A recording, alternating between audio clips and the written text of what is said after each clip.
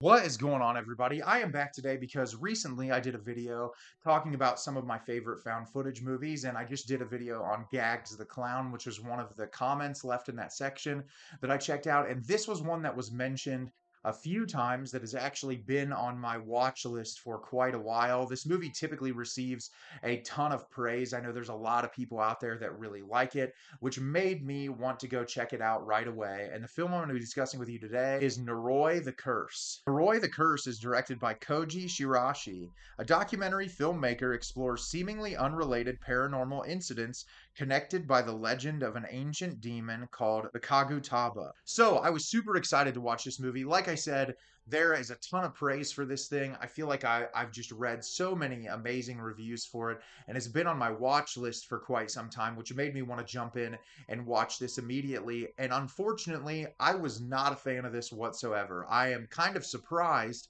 because this movie feels like something that should be right up my alley. But so many of the comments in this movie discuss this in a way that they said it does such an amazing job building tension and suspense and dread, and that it's a slow burn, but that it really kind of gets under your skin, which I love slow burn found footage movies. One of my favorites is Lake Mungo. There are a ton of movies that do this type of a thing that kind of spend their time getting under your skin and really making you feel unsettled. This did not do that for me. I did not care about any of the characters. I felt like the character building was really bad. I feel like how sporadic the movie is early on. It's like you're jumping story to story to story. You get all of these different stories that are kind of jumbled together, and then eventually they sort of fixate on one thing.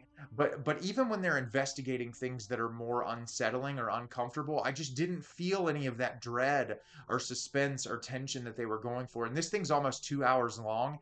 And unfortunately, I was bored through most of it. I kept checking out and I was hopeful that at some point there would be something that would draw me back in to make me very interested in the material, and that would make me want to like be invested for the remainder of the ride. But I didn't care. And even in the third act, when things started to blow out of control, I was just so checked out by that point, I didn't really care. And I'll talk about it a little bit more when I break the movie down for you today. So, to explain this in the most simplistic way possible, because it's a little complex early on, we're told that there was a documentary filmmaker who was making this movie about this specific lore surrounding this demon. And apparently, he was making this video, and his stuff was found, and he has disappeared. I can't remember if he was killed or what happened exactly, but he's gone, but the footage still remains, and that they're going to show you the footage of what happened to him in its entirety. And so we're jumped in. We get this documentary filmmaker. At first, he goes to interview this family, which is a woman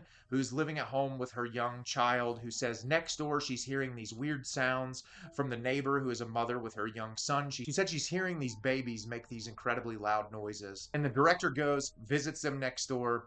The lady is very strange. She's clearly, there's something wrong with her. She slams the door on him, and eventually she leaves, and the family that the director went to go talk to dies all of a sudden mysteriously. Then we're jumped into another story about a young girl that they believe has like psychic or ESP abilities, where she's on this show that they have these images that are located in these containers, and she's able to recreate them without ever seeing them. She can just draw them on a piece of paper. So the director goes and visits this family and starts talking to them about their daughter, and this man is introduced who's been coming around and talking to her daughter, that he seems to be off, like all of his clothes and everything are wrapped in aluminum foil. And so we jump into that. We're introduced to a few more characters and eventually lead to the concept of this demon these people hold this ritual for. And the director believes that this demon and the ritual surrounding this demon is what's causing all of these weird things to happen with these people. And the entirety of the film is really just the investigation that this director is doing about this ritual and this demon and how it is impacting all of these other characters. So like I said, I really did not like this movie at all. I will say, for some positives,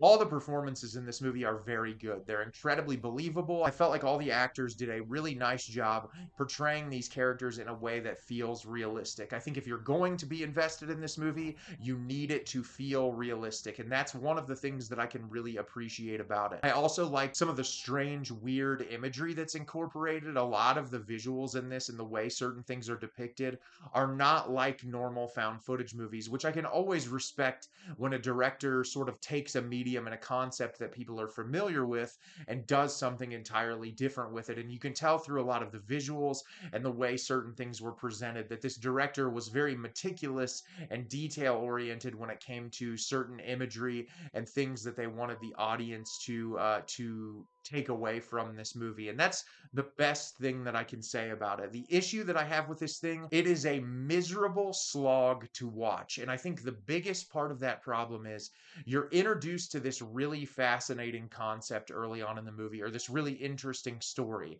and you're immediately pulled out of that story and put into something else. And then throughout the first 40 minutes of the runtime of this movie, it's just place to place to place to place with like some animal death early on in the movie. There's a couple of things that try to really pull you in to like grab a hold on to you to like make you want to be immersed in this supernatural story. The problem is most of it's very dull. The conversations in this movie surrounding the idea, the way characters interact with one another, it's not interesting enough to carry you through for a 2-hour runtime.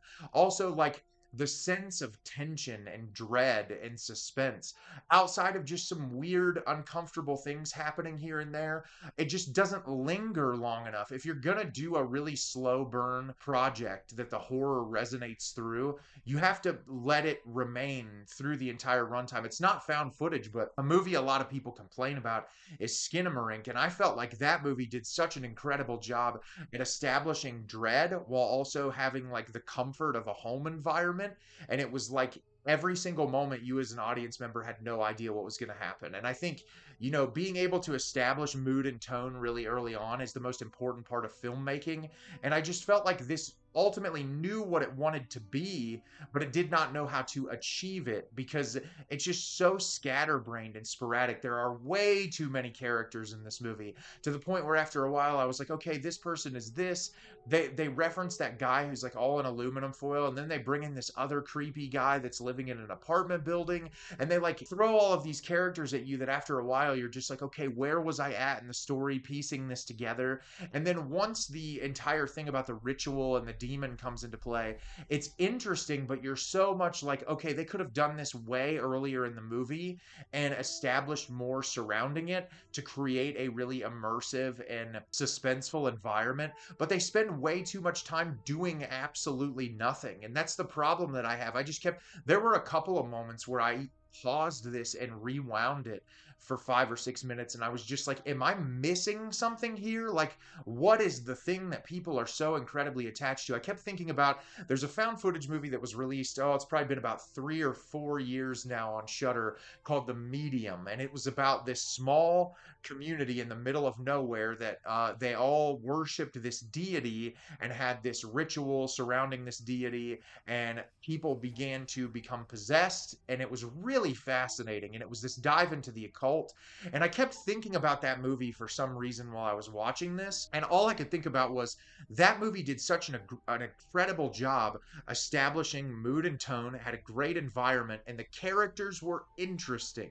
The people in the movie were fascinating to watch. They did such a great job building up family dynamics and all of these things. And this movie, it's like the characters are so uninteresting that even when horrible things are happening to kids, it's so just out of the blue. It's hard to sit there and resonate with you because they do such a horrible job establishing characters in this movie.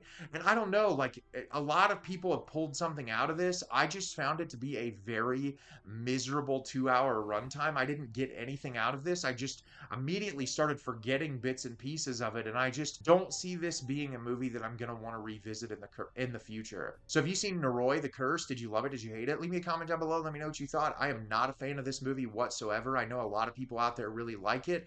The subject matter was very fascinating. I just thought that it was put together in a way that it was incredibly uninteresting. As always, if you can like the video and subscribe to the channel, helps me out a lot and lets me know the type of content you're looking for. I'm always putting out new material and look forward to getting more out for you in the near future. And as always, everyone, thank you so much for watching and have a great rest of your day.